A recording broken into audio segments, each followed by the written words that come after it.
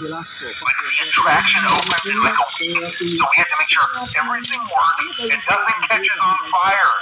When the place opens, people will come in at the opposite end of the building and work their way toward you and past you and out the exit. Yeah, you've officially become part of the attraction. You'll be starring as the security guard. So not only will you be monitoring the people on the camera as they pass through, to make sure no one steals anything or makes out in the corner, but you'll also be a part of the show.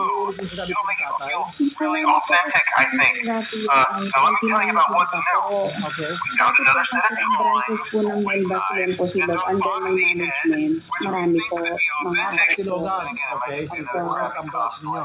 and we Okay. found a Ngayon desk po, fan, nung very old malakas na po school, kami, metal though. binigay ko na Watch po the sa fingers. mga management kasi po alam Right ko now po the place is established basically na. just, Okay. Hindi ko po flashing lights, expected na pababagsak niya.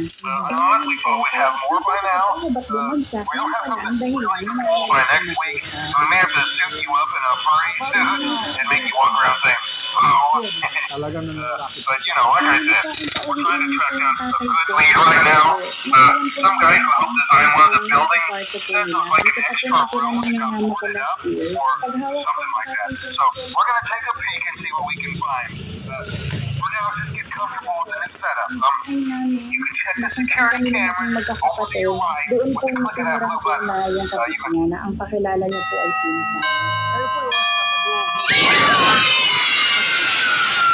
request ng yung papa na tulungan siya manmanan itong si mama nyo. Opo, Sir Rafi. Okay.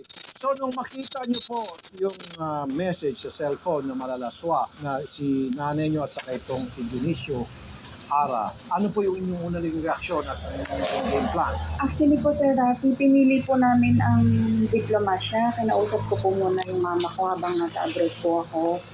Sabi ko po sa kanya, ma, nasa pedestal ka na, mataas ka na. Huwag ka nang kumuha pa ng problema na makakasira lang sa atin. Kami naman, lagi lang kaming susuporta sa'yo. Kasi po medyo matapang po talaga tong mama ko eh. Siya pang may gana magalit sa inyo. Opo, Sir Rafi, galit na galit na po sa akin.